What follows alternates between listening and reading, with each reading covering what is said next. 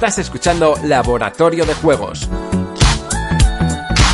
tu podcast sobre la creación de juegos de mesa con Pablo Garayzar y Adrián Alba.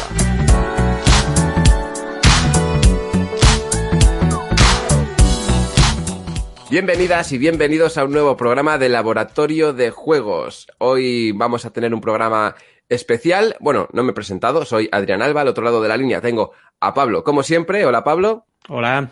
Y como seguramente habréis visto en el título, tenemos a un invitado especial que es Paco Gómez. Muy buenas, Paco. Muy buenas, ¿qué tal, chicos? Bueno, pues vamos a empezar el programa como siempre. Vamos a hacer un repaso a los comentarios más relevantes del programa anterior y después pues veremos qué respuestas tenemos a la pregunta del programa. Yo no tengo ningún comentario relevante. Pablo, ¿tienes tú alguno? Yo sí, bueno, tengo en iVoox tengo algún comentario diciendo que, agradecen la clasificación que habíamos hecho de mecánicas y que está muy bien el programa. Y, en general les gusta lo que hemos estado haciendo. Sobre todo nos dicen que les ha gustado que no solamente hagamos la descripción técnica de cada una de las mecánicas, sino que hablemos de sus pros y contras desde el punto de vista de creadores de juegos. O sea, no solamente me gusta, no me gusta, o funciona así o funciona así, sino bueno, esto te va a venir bien cuando hagas esto o te va a venir mal cuando hagas esto otro, ¿no? Sí, Eso lo ha comentado David Sánchez de Dandra, que es nuestro comentarista habitual. Sí. Lo tenemos que invitar al programa para que haga una sección o algo así, ¿eh? Y luego también en Twitter. ¿Y alguno más tienes? Tengo comentarios sobre la pregunta que dejamos pendiente. Sobre la respuesta. Vale, pues la pregunta del programa anterior era ¿dónde están las mates en los juegos que os gustan? Y como esta pregunta tampoco me estaba respondiendo mucha gente, hice una pregunta también alternativa que fue ¿qué juegos conocéis con gran componente matemático? Aquí sí hubo más respuesta. Por mi parte me respondieron por Instagram sobre todo, me mencionaron dos autores, Nicia y Paco Gómez, que le tenemos justo hoy aquí, así que salió a la palestra. Pues y después... No, estuvimos decidiendo entre los dos y te preferimos a ti, Paco. Sí, claro. Sí, nos estuvimos debatiendo, Pablo y yo, encarnizadamente, diciendo, no sabemos a quién traer. Hacer una entrevista en inglés, un alemán, que menuda pereza. Sí. Teniendo a un crack tan cerca, ¿para qué te vas a liar? Y luego también salieron unos cuantos juegos que han sido Alta Tensión, Set, Blood Bowl, Ardillas del Bosque, Traffic Jam y Cobardes, que creo que estos tres últimos son tuyos, Paco. Sí, igual está mi madre comentando, además de David de Dandra. No, había alguien más y creo que no era tu madre. Han salido unas cuantas veces tus títulos, ¿sí? Sí, han salido. Tengo que decir que esto de que me relacionen con las matemáticas, con Manicia, pues está bien porque él es doctor en matemáticas y yo hago lo que puedo, pero me da un poco de vergüenza cuando comparan o dicen, bueno, juegos matemáticos de Nicia y Paco Gómez, no sé. O sea, no sé dónde esconderme porque bueno, pues oye, uno hace lo que puede, lo hace lo mejor que sabe y puede, pero no me puedo comparar con el maestro. Bueno, es innegable. Es innegable que el referente español en los juegos de mesa, todo lo matemático asociado a ellos, yo creo que tú por lo menos eres el más sonado. No sé si hay más, pero... Tengo esa fama, así que debo ser el infame. No, muy bien. Que te pongan el sobrenombre del Nicia español, pues nada... nada mal, ¿no? Te podrían haber comparado con cualquier otro, pero bueno. Y luego, además... yo escuché a un tipo que sabía bastante de matemáticas que suele decir que las matemáticas son iguales para todos, ¿no? Un tal Paco Gómez. Bueno. Y que da igual que seas doctor o que seas ingeniero o que seas contable o que seas lo que sea, si al final estás usando muchas mates en tus juegos, pues es normal que te pongan ese San Benito que bienvenido es, yo creo. Sí, a ver, que lo agradezco, pero que no es comparable. Pero bueno. Agradecimos tu modestia, pero bueno, quienes te llaman las cosas somos los demás, así que tú lo tendrás que asumir. Vale. Si lo fueras diciendo tú por ahí ya sería otra cosa, pero como es al revés. Sería muy injusto y sería indigno. Bueno, para quien no conozca a Paco Gómez, pues Paco Gómez es autor de varios juegos que hemos comentado ahora mismo, Ardillas del Bosque, Traffic Jam, Cobardes, dentro de poco saldrá Penaltis y no sé si alguno más. y Fiesta de Fiesta de regalos. Regalos, que es un juego infantil. Que son juegos que tienen un componente matemático serio. O sea, están... Todos los tienen, los míos y los de todos los autores. No sé, a lo mejor hay algún juego de hacer un poco el gamba, pues Bueno. las matemáticas no están ahí mucho por detrás, pero todos los demás, de manera consciente e inconsciente, los jugadores pueden hacer cálculos o no, pero lo que mueven los juegos son matemáticas, sin lugar a dudas. Uh-huh. Sí, O sea que igual quizás... lo característico tuyo es que haces explícito en el diseño los cálculos que has tenido en cuenta para ajustar los juegos que muchos otros pues lo hacen de otra forma, ¿no? Yo creo que es la divulgación que hago de ello, porque mis juegos tienen matemáticas, pero es que todos los tienen, aunque a lo mejor el propio autor pues no repare en ello o ponga el foco en otra cosa. Uh-huh. Sí, obviamente, si no tiene todo un buen equilibrio matemático no va a funcionar bien. Eso en todos los juegos lo puedes ver, si te pones a analizarlo lo vas a ver. Pero pasa eso, lo que tú dices, ¿no? Que yo puedo hacer un juego e ir equilibrándolo según vamos jugando y al final matemáticamente quedará equilibrado, o puedes ir directamente diseñando el juego a través ya de una herramienta matemática que quizás hasta te facilita el proceso de la creación. Bueno, el equilibrado de juegos es un campo en el que lo puedes usar, pero en la propia concepción del juego, la propia mecánica o la propia sensación, o sea, lo que a ti te transmite un juego, lo que tiene detrás también son matemáticas. Sí, luego igual hablamos un poco de teoría de juegos, que me gusta mucho también, ¿no? Okay. El tema de Dilema del prisionero, Paloma y Halcón, todo ese tipo de cosas que bueno, que son matemáticas, pero son partes muy bonitas de las matemáticas. A mí, por lo menos, chulada. Y eso, a partir de ahí también has trabajado mucho, ¿no? No solamente simular ni tal, sino tirando más de lo que es teoría matemática, ¿no? Sí, bueno, parto de muchos puntos para diseñar juegos y uno de ellos son modelos de teoría de juegos, por ejemplo. Clarifican del juego del que hablaremos hoy, pues parte de las matemáticas, sí. Luego, pues, se representa con atascos en la carretera, pero no dejan de ser también mates, como en el mundo real. Vale, hablando pues... de partir, igual podemos empezar ya directamente, ¿no? Con sí, eso iba a decir. La pregunta. Sí. Vamos a empezar con la entrevista y, bueno, pues tenemos por lo menos... Lo que queremos hacer en la primera parte de la entrevista es conocerte un poco más como jugador, cómo llegaste al mundo de los juegos de mesa y qué juegos jugaste por primera vez. Muy bien, pues yo tengo la sensación de que he jugado siempre y he diseñado juegos desde siempre. Y cuando me preguntan por los primeros juegos, pues yo veo que las respuestas de unos y otros, pues los que compartimos generación son parecidas, pero a mí me gustaría empezar por los primeros de todos y a los que no se les da mucha importancia, pero que para mí son capitales y son los juegos que nos enseñan nuestras madres. Hay una tradición de juego de madre a bebé que es muy fuerte y de la que a lo mejor no somos conscientes.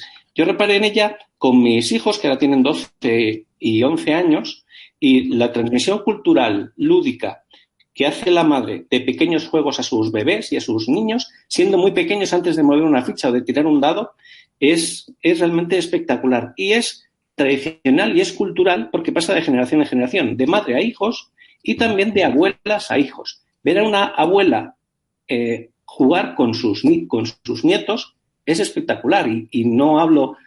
Bueno, ahí pues a lo mejor no hay grandes modelos matemáticos detrás de ellos, pero la manera en que juegan las abuelas con los nietos, estoy convencido que se ha transmitido generación en generación desde hace siglos. Juegos tan sencillos como me tapo la cara con las manos y simulo que desaparezco.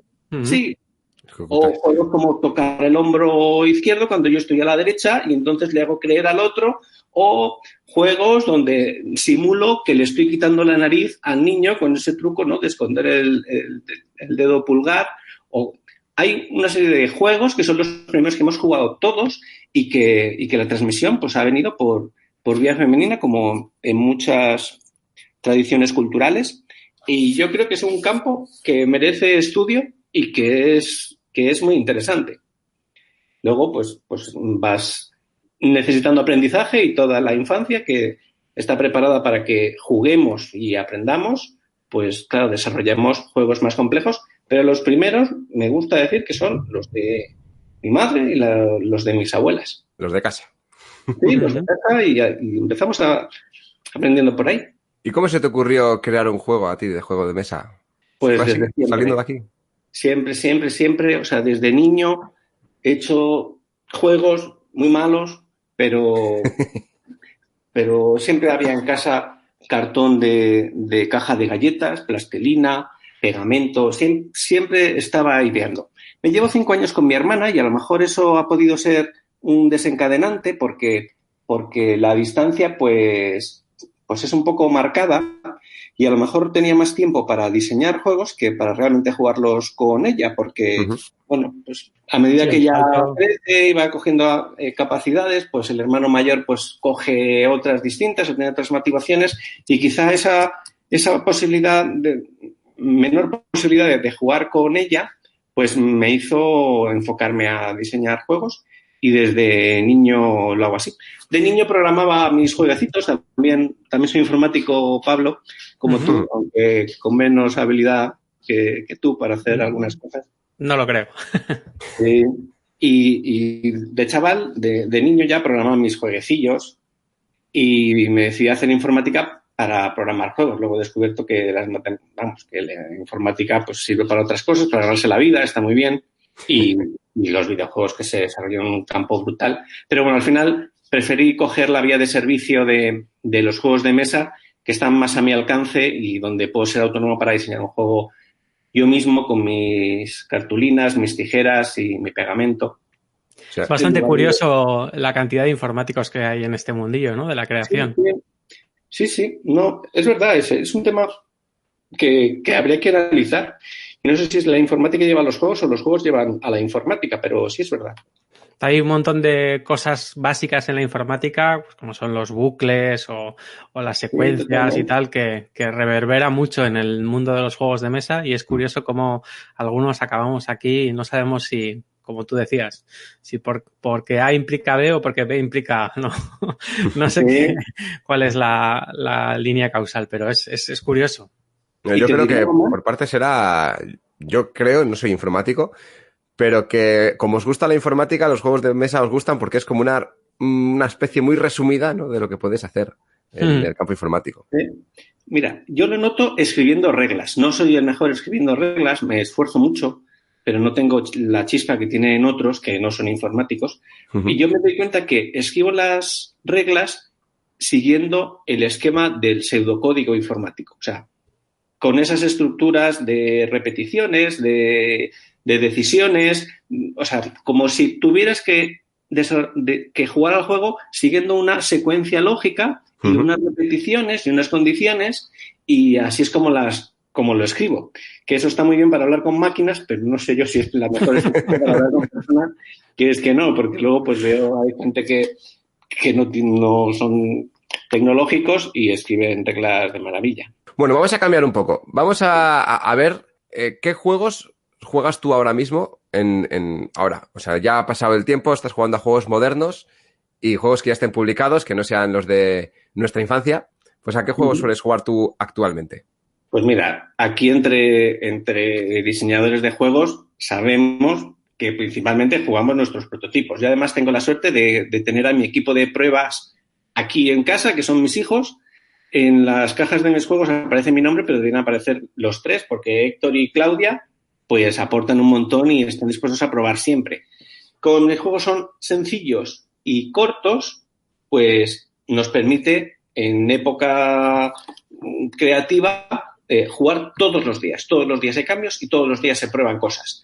Eso es así. ¿Y a qué otras cosas juego? Pues mi grupo de juego es mi familia, entonces pues adaptado un poco pues a los gustos de cada uno. Pues juego mucho al Grand Multi porque es el juego favorito de mi hijo.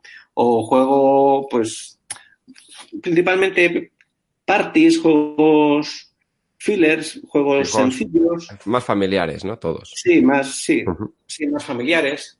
También de inicia, y euros, pues la verdad es que muy ligeritos.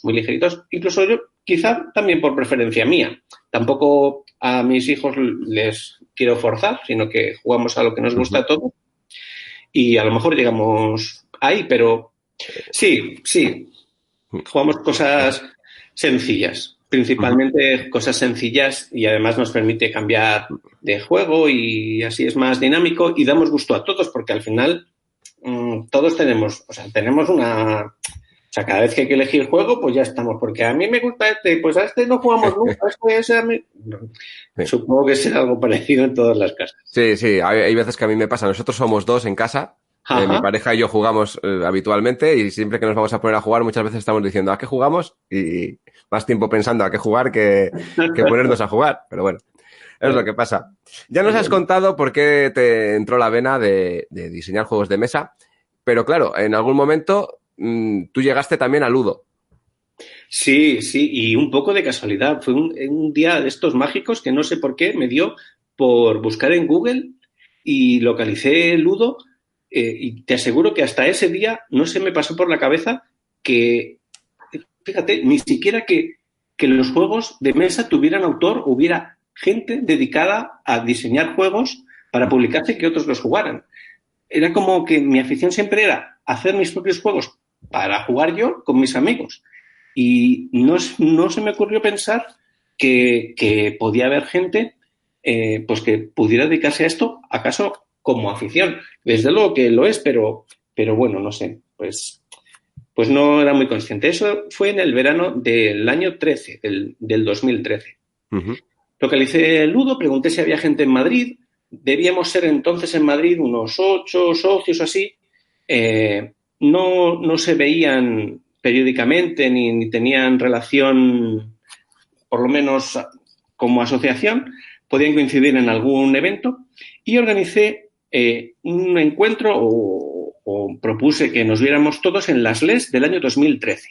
Uh-huh. Y ahí pues les propuse reunirnos de vez en cuando y empezó el grupo a partir de aquella Navidad. Entonces se formó un grupo y todos los meses empezamos a vernos. Éramos muy, muy poquitos y ahí empezaron los encuentros de Ludo en Madrid que luego se replicaron en otras ciudades y con un grupo de WhatsApp de autores o diseñadores, gente aficionada, como ahora pues se ha replicado en otras áreas. Y ese fue mi primer contacto y fue un punto de despegue completo, porque igual que digo que he diseñado juegos toda la vida, pues estoy convencido de que, hoy ninguno soportaría el más mínimo filtro, ni el mío. O sea, si los conservara, los quemaría seguramente. Tacharía el nombre del autor. Pero bueno, pues la asociación y conocer gente afín, pues hace que despegues y que aprendas una barbaridad. O sea, que entraste cuando eso estaba todavía en Bragas. Era Ludo, 8 personas, muy poquitas. No, en Madrid. Creo que la asociación llevaba un par de años andando y, bueno, pues, oye, que los primeros que pusieron la primera piedra, pues es de agradecer. O sea, gracias a ello, pues descubrí una afición que no sabía que existía. Y, bueno, pues pude ayudar en esos primeros pasos y los 2 primeros años de vida de Ludo Madrid, pues fui el coordinador. Luego, el siguiente año, pues ya le pasé los trastos a Jaime González, ahora en WAC Studio. Uh-huh. Y bueno, ahí he conocido pues a gente maravillosa. Mira, los 2 socios más veteranos que quedamos de aquellos primeros encuentros somos precisamente Manu Palau, que es el editor de Traffic Jam, y yo, que era el coordinador. Y fíjate, pues llevamos ya 7 años hace que nos conocemos. Uh-huh. Sí, ya bastante tiempo, sí. ¿En aquella época se organizaba Protos y Tipos o cuándo empezó Protos y Tipos? Pues yo creo que sí se organizaba. De hecho, no sé si fue como el motivo principal, ¿no? Sí, el primer encuentro pues se organizaba pues de manera más modesta. No sé si en un camping. Yo no participé. O sea, los 2 primeros años no tuve conocimiento y luego pues tardé a lo mejor un par de años más en asistir al Protos y Tipos. Y bueno, pues lo que yo intenté en Ludo Madrid era replicar el modelo del Protos y Tipos a nivel local, participando pues unos poquitos que, bueno, pues que empezamos a crecer y llegó un momento que pues, ahora mismo somos más de 100. Solo y en en las Madrid. quedadas esas mensuales no os juntáis los 100, ¿no? Porque eso tiene que ser inviable, Es ¿sí, no? es una locura, ¿no? No, además ha evolucionado mucho el grupo porque al principio pues éramos pues todos aficionados principalmente, pero fíjate que estaba Aritz de Asmodee, que claro, yo alucinaba, ¿no? O sea, yo veía que había gente que lo sabía todo y yo no sabía nada y las charlas que nos daba, pues, vamos, para mí me abrió los ojos un montón. O sea, sin Ludo seguiría haciendo juegos para mis amigos y tendría los cajones llenos de cartón que no irían a ningún sitio. Bueno, ha sido tu lanzadera de despegue, Ludo. Sí, pero yo creo que en general de todos. O sea, sí. He visto crecer a muchísima gente, especialmente en Madrid, que es donde me he movido, y yo veo que este mundillo tiene cosas buenas que no tienen otros y es esa capacidad de compartir y esa generosidad y esa colaboración global que tenemos entre todos de apoyarnos y de compartir experiencias, información y bueno, pues, sí, es verdad que yo desde que estoy en Ludo, la gente comparte todo, o sea, no tiene problemas en compartir, en ayudarte. Igual te puedes encontrar a alguien que es un poco más reacio, pero por lo general la comunidad es muy sana. Sí. Yo en el tiempo que llevo también puedo decir que el crecimiento ha sido muy grande porque yo tenía mis prototipos en mi casa y hasta que no entré en Ludo no han evolucionado. Han estado ahí. Sí. Bueno, en un cajón. Sí, y no tenían, y claro, lo que son ahora no tienen nada que ver con lo que empezó. O sea que es un buen punto de partida. Como diseñador de juegos, hay una pregunta que creo que va a ser ya habitual en el programa. Y aunque creo que es obvia, ¿tú qué priorizas, la temática o la mecánica? Más que priorizar, también por dónde empiezas. También. Pues mira, es una pregunta que es verdad que es muy tradicional y bueno, pues hay partidarios de una cosa y de otra y yo intento pensar en cómo lo hago y no encuentro un patrón. El proceso creativo es en mucha medida inconsciente y yo no decido los juegos, es como que la musa te pilla en la cama y te suelta esas ideas, ¿no? Que has estado barruntando en el inconsciente y te las suelta. No te sabría decir. O sea, si repaso mis juegos, tienen orígenes muy distintos. Los dos de los que hablaremos hoy están basados en algo que a mí sí me gusta, que es que están basados en el mundo real. El mundo real es extraordinariamente interesante. Hay científicos o gente que desde distintas disciplinas intenta entenderlo y diseña modelos para predecir cómo se comportan. Esos modelos, desde luego, pues tienen una base matemática y algunos con mejor o peor fortuna, pues lo intentan predecir. Y yo interpreto los juegos como un modelo simplificado de esos modelos del mundo real. De manera que hay juegos que son reducciones de sistemas que yo veo en la naturaleza, que veo en la biología, que veo en la economía, que veo de los que vamos a hablar hoy, pues que yo veo en las carreteras o que veo en los partidos de fútbol. Están basados en sistemas reales. Vale, pues no le vamos a dar más vueltas y vamos a empezar a hablar de estos juegos, ¿no? Vamos a empezar, por ejemplo, con Traffic Jam. Estupendo. Vale, la idea, ¿cómo te surgió del Traffic Jam? Ya sabemos que es del mundo real, que te ha gustado que sea del mundo real. Con el coche hasta los topes, yendo a Benidorm, pasando un calor en el atasco de salida. Te vino en un viaje, en el atasco de Nueva York. ¿Dónde fue esto? Pues mira, es sorprendente porque la idea no es mía. O lo que disparó que fuera un juego de mesa no fue mío. Una de las cosas por las que se me asocian las matemáticas es porque de vez en cuando organizo talleres prácticos de teoría de juegos. Es algo que preparé para mis amigos hace ahora 15 años y era pequeños juegos, que llamo juegos de traición, son dilemas en la mayoría de los casos o de 3 estrategias entre las que elegir para un grupo de 6 personas, de manera que juegan de 2 en 2, de 3 en 3, de 6 en 6, según lo que queremos representar y ese conjunto de jueguecitos que hace 15 años me sirvieron para para contar ese mundo maravilloso que había descubierto de la teoría de juegos, pues he visto que contándoselo a otros autores y editores, a gente del mundillo, pues gusta mucho. Suele estar unas 2 horas y los jueguecillos son 8 y ayudan a contar de manera en nuestro lenguaje, que es jugando, pues los modelos principales, los conceptos principales de la teoría de juegos. Desde los jugadores, estrategias, estrategia dominante, matriz de recompensas, los dilemas principales de con Paloma, que comentaba antes Pablo, del dilema del prisionero, juegos de coordinación, y representan distintos escenarios muy simples de una sola decisión que permiten explicar y que la gente vea que una decisión sencilla tomada por un grupo de personas hace que el resultado de lo que obtenemos todos de él, pues sea de un resultado favorable para unos o para otros, y esa recompensa que tú obtienes depende de tu decisión y depende de la decisión de los demás. Eso es teoría de juegos, eso lo cuento jugando y la verdad es que tiene mucha aceptación. Hace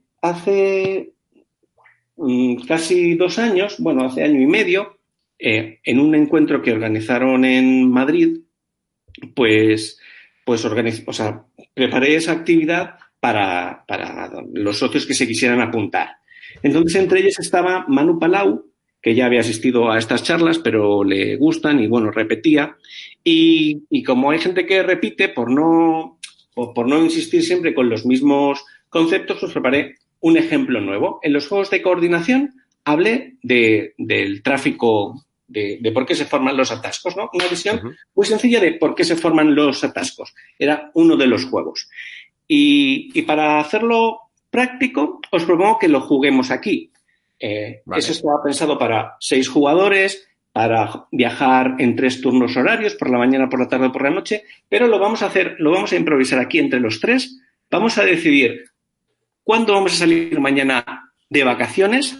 Si salimos por la mañana, que es lo que todos queremos, vamos a suponer que salir por la mañana y no pillar atasco da 2 puntos, o salir por la tarde, de manera que ya te pierdes la primera mañana de vacaciones. Con lo cual, si nos vamos los 3 a la playa, tenemos que decidir entre cada uno de nosotros si viaja por la mañana, que es lo mejor, o viaja por la tarde. Pero el tema es que si 2 de nosotros coincidimos en la carretera, esa carretera se colapsa. O sea, yo puedo ir por la mañana, pero si medio Madrid decide salir a la misma hora que yo, pues, aunque haya salido por la mañana, lo voy a pasar muy mal, con lo cual no puntúo. ¿Vale? Vamos a improvisar ese ejemplo. Os pido que penséis si quisierais salir por la mañana y si vais solos tendréis 2 puntos, o por la tarde y si vais solos tendréis un solo punto. Si 2 de nosotros colapsamos el mismo horario, pues perderemos. ¿Vale? ¿Está comprendido? Sí, vale, yo lo tengo claro. Sí, lo tenéis. Venga, yo lo voy a pensar y también lo tengo. ¿Lo decimos los 3 a la vez? Vale, va. ¿Sí? Pablo, estás ahí, ¿no? Sí. 2 y 3. Mañana. Mañana. ¡Oh! Bien, yo no pillo atasco. Estamos aquí, somos muy predecibles. Bueno, algo así, montado entre 6 jugadores y con 3 horarios y además con una puntuación escalonada en función de si la mayoría, pues, dándole un poquito de juego a todo esto, surgió de una manera así parecida. También hubo risas y ese día, pues fue un ejemplo más. Eso me sirve para contar que este mismo modelo de los atascos, pues como a mí me gusta contar las matemáticas y los juegos, esto nos puede ayudar a diseñar juegos, pero es que además es lo que determina el precio de la vivienda. Si todos decidimos vender a la vez, el precio va a bajar. Si todos decidimos ir a comprar, si en vez de decir mañana, los 3 hubiéramos dicho compro piso, pues en vez de palmar un atasco, hubiéramos palmado un sobrecoste por un exceso de demanda y poca oferta. Uh-huh. A mí me gusta contar en estos talleres de teoría de juegos, pues hablo más de sistemas reales como el del atasco o oligopolios o sistemas de simbiosis, de biología. En fin, me gusta contar simplificaciones que se hacen como pequeñitos juegos que explican modelos del mundo real. Pues este atasco fue uno de ellos. Ja, ja, ja, hubo risas y tal. Y al día siguiente me escribe Manu Palau, me dice, oye, ¿qué te parece que podemos hacer con ese juego? ¿Tú no ves ahí un juego? Digo, y yo le decía, en absoluto, si ese juego es una sola decisión. O sea, es un juego, mis juegos son breves, pero este juego dura un segundo. La gente toma una decisión. No, pues es que yo veo, porque tal, tengo que ir al DAO y me gustaría preparar un prototipo, ¿cómo lo ves? Y yo decía, no lo veo, Manu. O sea, si te gusta la idea, tuya, desarróllalo. Y decía, es que yo no tal. Y al final me convenció y la idea fue suya. Si no, se hubiera quedado en un ejemplo práctico de un taller y visto así, se puede decir que fue como un encargo, ¿no? Lo desarrollamos juntos o lo desarrollé con sus directrices y premisas y así como surgió, pues mira, en un taller de teoría de juegos. Y el tema de los componentes y de todo eso, ¿has ido iterándolo o cómo? ¿Has tirado de tus hijos y les has machacado a Traffic Jams? ¿Cómo has ido llegando de una única decisión con la que dices a algo que ya pues tiene sus rondas, tiene sus cartas especiales, tiene sus tal? Estaría bien ver un poco el making of del juego, si nos puedes contar algo. Pues mira, este caso es excepcional porque un poco iba dirigido, o sea, normalmente tú haces un prototipo que te guste a ti y tú lo haces de tu mejor manera. Y luego se lo cuentas a una editorial y la editorial pues a lo mejor te lo puede adaptar. Este caso es excepcional para mí porque lo desarrollé un poco con las premisas de Manu. O sea, que un poco él dirigió el desarrollo del juego. Digamos que yo aporto soluciones, pero él me va diciendo por aquí sí, por aquí no, por aquí más sencillo, esto no me gusta, tal. Y ha quedado pues muy, muy limpio y muy escueto, como es el estilo de Manu, muy, o sea, digamos que tiene una complejidad enorme el juego, pero que no se ve. Por fuera es un party, es lo que hemos jugado nosotros con 2 horarios, pues lo mismo con 2 dimensiones de riesgo, con 3 horarios, mañana, tarde y noche, y con 8 tipos de vehículos que también gradúan el riesgo. No es lo mismo ir con la moto, porque a lo mejor puedes ir por el arcén si nadie te ve, o ir con un camión que colapsa la carretera. Pues hay 2 dimensiones de riesgo por 3 horarios, con lo cual es un juego que aparenta ser sencillo, pero hay 24 maneras distintas de puntuar por esos 3 horarios por 8 vehículos, 24, y hay un equilibrio y un trabajo matemático por detrás muy fuerte de meses intensos de trabajo, pero que lo bonito es que no se ven o están ahí, el juego funciona, y para que funcione y vaya limpio y rodado, pues ha habido que hacer trabajo, pero esa complejidad no se le traslada al jugador. El jugador pues lo ve como algo muy ligerillo, muy sencillo, quedó del estilo de Manu y contentos y un placer trabajar con él. Y Traffic Jam al final pues yo creo que tiene las dos cosas. Tiene la visión de Manu, de Brain Picnic, del tipo de juegos que a él le gusta, y tiene la robustez matemática por detrás que me gusta darle a mis juegos. ¿Y te gusta más ir por verso libre o que te vayan guiando? ¿Qué es lo que te ha parecido este proceso? Pues mira, con Manu es que es muy fácil trabajar porque es un encanto, es el editor ideal porque trabajar con él es muy fácil y además nos conocemos, ya habéis visto que desde hace muchos años y hemos colaborado en muchas cosas. Cuando lo conocí, pues empezaba en esto, decía, bueno, quiero sacar un juego que es Iconicus y tal, o sea, que estaba empezando con juegos que ahora son grandes clásicos.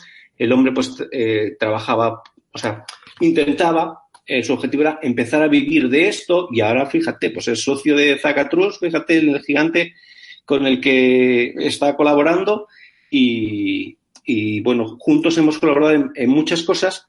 Entre otras cosas, pues por ejemplo, me pide ayuda para corregir textos, que es otra de las facetas que me gusta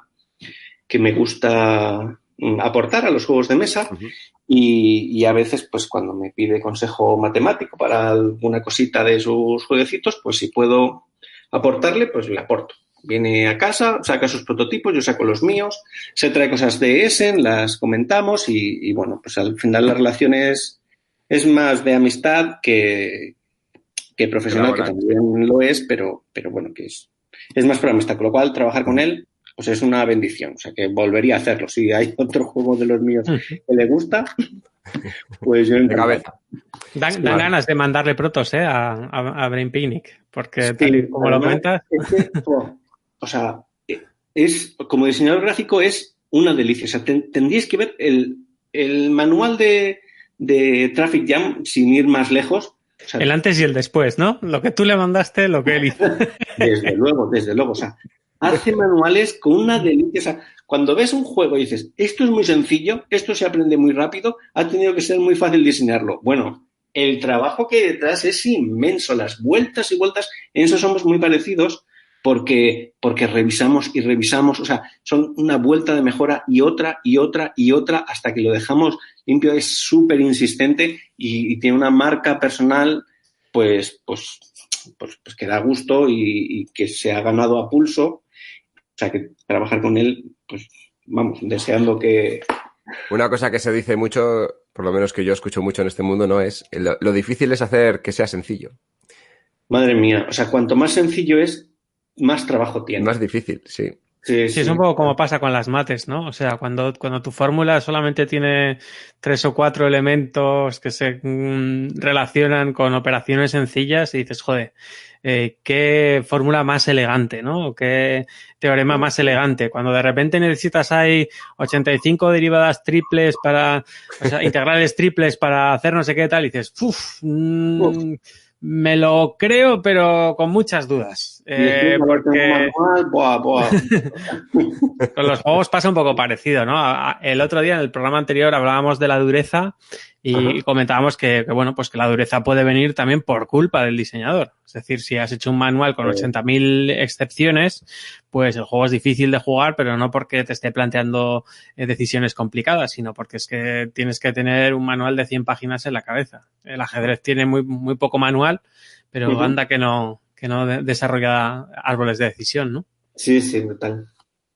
Sí, es verdad que dependiendo del tipo de juego, o sea, eso, si un manual está muy mal diseñado, si está farragoso, por muy filler que sea, ese juego ya es más duro de lo que tendría que ser. Hay un proceso de afinación de los prototipos que también conoceréis y es a la hora de escribir las reglas. Aunque no sean las que se publiquen o acaben dando muchas vueltas, el hecho de tener que escribir y explicar las cosas te obliga a darte cuenta de las excepciones que a ti te parece que el juego no tenía, pero cuando tienes que escribirlas, pues te das cuenta que sí. O sea, el problema con tu juego es que tú lo has jugado 200 veces y para ti todo es natural. Pero el que se enfrenta a tu manual, a tus reglas, no conoce nada del juego y entonces hay que allanar el terreno todo lo que puedas. Y bueno, es parte del proceso de simplificación que es necesario y que muchas veces lleva mucho tiempo, pero que cada pequeña simplificación merece la pena. Hemos hablado de que Traffic Jam tiene una gran carga matemática, pero que podríamos jugarlo y no darnos cuenta de que la tiene. Sí, sería la sensación de, pues es un juego, pues funciona, pues es sencillito, pues está... o sea, el mérito que hay detrás es que no presenta dobleces al juego, ¿no? Pero... ¿Se podría hacer algún ejemplo de las mates con Traffic Jam? Te cuento uno que me pareció súper interesante. Y cuando cuento estas cosas, muchas veces yo la cuento y la gente me ve emocionada, pero yo tengo la sensación a veces de que no soy capaz de hacérselo entender a nadie porque no me debo explicar muy bien. Aquí lo voy a intentar porque fue un proceso que me pareció, de verdad, muy chulo. Resumiendo así, Traffic Jam es una baraja de 100 cartas que condensa tráfico. Básicamente hay más o menos un tercio de tráfico de mañana, otro tercio de tarde y otro de noche. Eso está despeinado con distintos tipos de vehículos, unos más pesados que colapsan mucho y otros más ligeros que colapsan menos. Y eso es un poco la marmita donde el riesgo de quedarte atascado, pues tienes que manejarlo. Cuando empiezo con los prototipos, tengo algunos principios de diseño que sigo y uno es es utilizar los mínimos componentes posibles. Ujú. Por muchos motivos. Y en las primeras etapas, pues por imprimir menos papel y por manejar las matemáticas de manera más sencilla. Y me ocurrió que a lo mejor, pues quizá con una baraja de 20 cartas, así no recuerdo, pero poquitas, tenía poquito tráfico en los 3 horarios. Y fijaos qué situaciones se me daban que yo me quedé alucinado. Empezamos a jugar. Se reparten cartas, todo el mundo de una manera u otra acaba aportando 3 cartas al tráfico de la mesa. Si jugáramos, por ejemplo, los 3, pues cada uno aportaría 3 vehículos, de manera que se juntan 9 vehículos en la mesa. Se ordenan cuáles van de mañana, de tarde y de noche y se ve dónde hay atasco. Así, básicamente, si muchos, como nos ha pasado antes, vamos todos por la mañana, si se colapsa, pues nadie puntúa. Pero si alguien hubiera ido, por ejemplo, por la noche, pues podría puntuar porque va solo él y no tiene ningún problema. Entonces, la carta de noche se retira del juego y queda como puntuación del jugador. De manera que ese cóctel de tráfico de la baraja se va modificando a medida que avanza el juego. Hemos dicho que ya uno puntuó de noche. En la baraja ya hay menos tráfico de noche. Si volvemos a jugar y sabemos que el riesgo de esos 3 horarios está balanceado y hay menos tráfico de noche por la baraja, pues a lo mejor decidimos viajar en la siguiente ronda también de noche y poco a poco van saliendo del mazo cartas de noche. O sea, de todo el tráfico que puede haber en la mesa, cada vez hay menos cartas de noche porque se han ido retirando para puntuar. Entonces, eso hace que cada turno que pasa y se van retirando tráfico de noche, cada vez es más fácil puntuar por la noche. Es un proceso que se llama un proceso explosivo.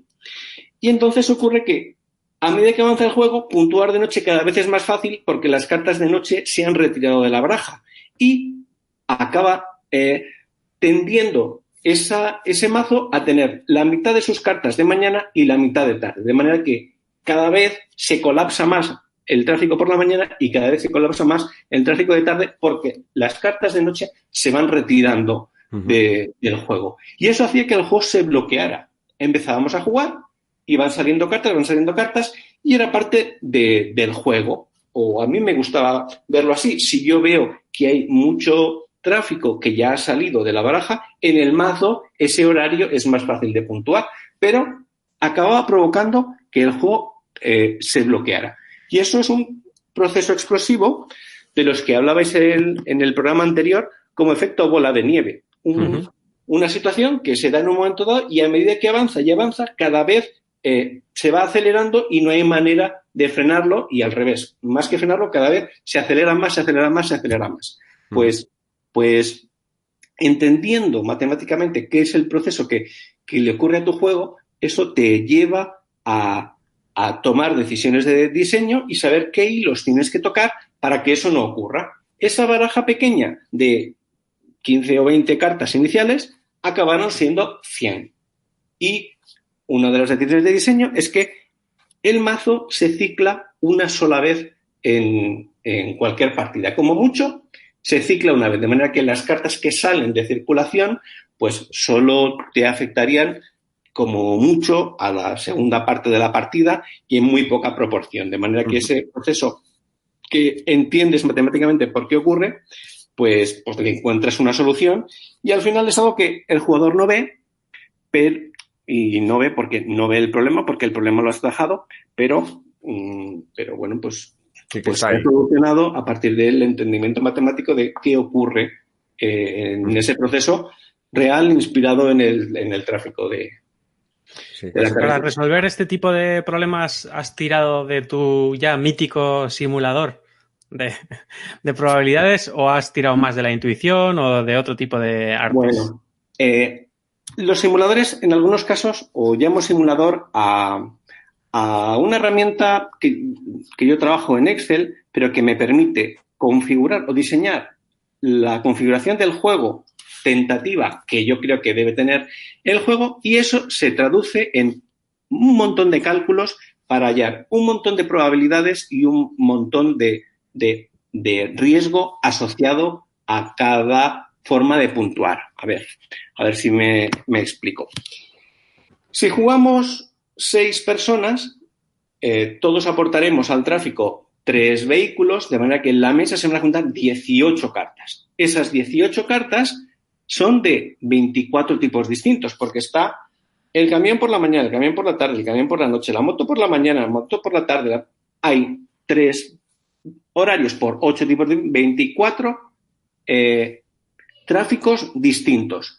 Y eso en un grupo de, pues con 6 jugadores, 18 cartas distintas. La combinación de todas las cosas que pueden ocurrir es enorme, es muy grande y bueno, pues son las que son. Entonces, eso hay que automatizarlo y se tradujo en un Excel monstruoso porque los números de combinaciones pues salen números impronunciables de decenas y decenas de cifras, pero donde están contempladas todas las posibilidades que puede ocurrir. La posibilidad de que salga una moto de mañana, 3 coches de tarde, 2 autobuses de noche, un globo por la tarde. O sea, todas las combinaciones, todas se calculan a partir de una configuración de juego. Y en esa configuración yo digo cómo van a ser las 100 cartas. Pues va a haber de estas 3, de estas 4, de estas 5, de esta, todo eso se traduce en esa configuración, toco un numerito y se calcula en montones de filas, decenas y decenas de columnas. En filas, Excel me aguantó hasta poco más de 300.000 filas, o sea que estamos hablando de decenas de millones de filas con números de decenas y decenas de cifras y acaba traduciendo todo eso de manera gráfica en 24 probabilidades de éxito de cada una de las 24 tipos de cartas distintas de la baraja. ¿Qué probabilidad de éxito tiene la moto por la tarde? Bueno, pues como pueden ocurrir toda esa barbaridad ingente de combinaciones, pues exactamente es esta. Y luego, esa probabilidad de éxito es proporcional a la recompensa, a la puntuación que tiene. O sea, si una carta es muy difícil, por ejemplo, por la tarde, que es donde hay más tráfico, si yo voy con la ballena que lleva una piscina detrás en el remolque, pues la probabilidad de éxito es muy baja. Sí. Es muy baja. Entonces, debe ser recompensada con mucha puntuación. Y al revés con otras. Yo puedo ir con el globo por la noche porque voy yo solo y entonces en el globo, pues aunque la carretera esté colapsada, yo en el globo voy a llegar bien. Entonces, pues la probabilidad de éxito es muy alta. Bueno, pues se le dan pocos puntos y todo eso, pues ajustando, haciendo simulaciones. Bueno, y si pongo una carta más de aquí y quito otra de allá, bueno, pues después de la monstruosidad de Excel, pues tardaba un minuto o más de un minuto ya al final y haciendo simulaciones parciales porque la máquina se me colapsaba, pues acaba encontrando una configuración de esas 100 cartas que estuviera equilibrado para las 24 maneras de puntuar y os aseguro que es un ejercicio titánico de meses de trabajo, pero que se traduce en que los jugadores juegan de manera natural, ven cartas difíciles, ven que tienen mayor puntuación, las puntúan y va fluido y va suave gracias al enorme esfuerzo matemático que tiene por detrás. Lo que más me gusta de ese simulador es el tema de que lo vas ajustando a mano. O sea, que no es de repente Paco está en la ducha, la musa le toca el hombro y le dice, oye, que tiene que ser esto 7 veces lo otro. Sino que dices, bueno, vamos a ir, yo tengo una intuición, creo que esto es mucho más fácil que esto otro. Vamos a poner unos pesos, vamos a darle a la manivela al simulador, que el ordenador esté con el ventilador 1 hora zumbando y ver, mira, pues me he equivocado en esto, claro, porque no he tenido en cuenta esto otro, vamos a volver a iterar. O sea, que me hace cierta ilusión por verme a mí también, que no estoy a años luz del gran Paco, de decir, joder, pues también hay un proceso iterativo, un proceso de repetir, probar, pues, ensayo, error, hasta que al final acabas de apretar todas las tuercas como correspondía para llegar a eso, ¿no? La intuición te puede servir para saber por dónde debes tirar, pero los cálculos, imagínate las cantidades de las que estamos hablando, o sea, todo está calculado al milímetro, o sea, el grado de error que tiene este modelo es por el redondeo que hacen las máquinas de números tan brutales. O sea, no hay otro... O sea, las matemáticas son las que son y la probabilidad es la que es. Y se dice que la probabilidad de que el coche por la tarde puntúe es del 43,7%, pues el 43,7% de las veces puntuará, y si hay algún error es achacable a Excel, no es achacable a la matemática porque es la que es. Pues estoy satisfecho con ese trabajo y es el proceso iterativo como tú comentabas, porque ojalá el primer día que tú empiezas a desarrollar tuvieras claro cómo es el juego, pero no lo sabes pues porque ahora se te ocurre esto, ahora lo pruebas, ahora se te desbalancea y entonces necesitas contrapesar con otro tipo de vehículo y entonces pues encontrar ese equilibrio es un proceso arduo, pero bueno, para eso estamos, lo hacemos porque nos gusta, es nuestra afición. El Excel te ha ayudado, ¿no? A poder equilibrarlo mucho mejor, imagino. Te aseguro que sin Excel no hay juego. O sea, O sea, Excel es la herramienta prioritaria para cualquier diseñador que quiera no, hacer juegos. Casi. depende del juego, Hombre, pero te aseguro, o sea, que sin Excel o sea, sería inviable cómo lo haces. O sea, o sería una simplificación inmensa, o sea, sería una locura. sí, lo cierto es que yo he visto ya bastantes juegos, bueno, bastantes diseñadores que utilizan Excel como herramienta de equilibrado para juegos de cartas, sobre todo. Bueno, las cartas dan, la combinatoria les viene bien y entonces, pues quizá, pues por ahí, pues sea aplicable y sí, bueno. Depende del tipo También de con dados también has hecho muchos Excels, porque yo sí, te he seguido en el grupo ese de WhatsApp de mates, que también estaría bien que lo comentaras un poco. sí. Y también el Excel te salva de problemas de dados, ¿no?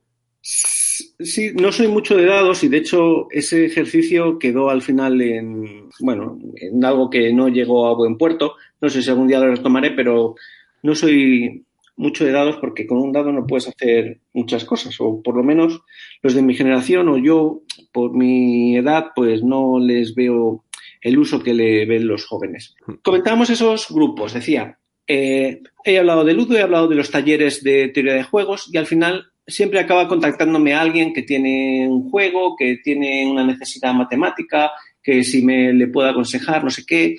Y al final, bueno, digamos que esta necesidad de divulgar las cosas que hago, pues se han traducido, entre otras cosas, aparte de charlas o talleres prácticos, en grupos de WhatsApp en los que al principio estaban pues los amigos más de confianza de Madrid, luego pues se abrió a todo Ludo Madrid y luego pues se ha ido abriendo a otros grupos. Ahora estamos como unas 100 personas y en ellos lo más chulo es que comparto el desarrollo matemático de mis juegos en directo. O sea, la gracia es que tengo una idea, tengo la intuición de que va a llegar a buen puerto, a veces es así, a veces no, pero digo, voy a investigar todo esto. Quien quiera puede unirse al grupo y yo lo voy contando. Intento contarlo de manera didáctica y ahí, pues bueno, pues a mí me sirve para contaroslo y así aprendo, porque soy el primero que aprende en el grupo, pero también pues otros pueden ver ejemplos o les puede inspirar a trabajar en sus juegos de una manera parecida a las que cuento. A Ludo Norte aún no he llegado porque, bueno, no sé si también lo que yo cuento pues es interesante para todo el mundo, pero bueno, cada vez los grupos en los que divulgo son más grandes y habrá un momento en que igual pues ya lo hago abierto a todo el que quiera y el que tenga interés en ver cómo trabajo mis cosas, pues a mí yo encantado, porque al final el trabajo que hago pues lo comparto y al final recibo también opiniones y pido consejo y en esta vida se trata de compartir y de divertirse todos juntos. Así que, bueno.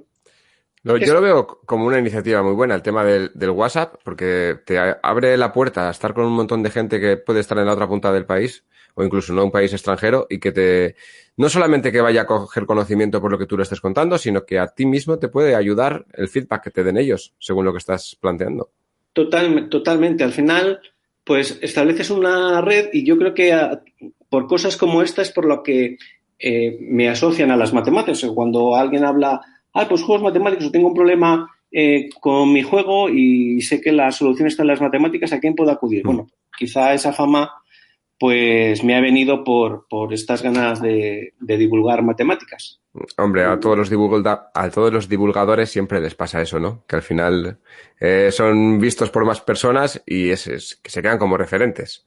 Sí, bueno, pues yo, vamos, me alegro sobre todo cuando alguien pues me responde en privado y dice, oye, pues lo que has contado me ha ayudado porque yo lo veo tal, tengo un juego parecido y lo voy a enfocar así. O sea, guay, o sea, fenomenal. Si puedo ayudar a que algún otro juego sea un poquito mejor, pues...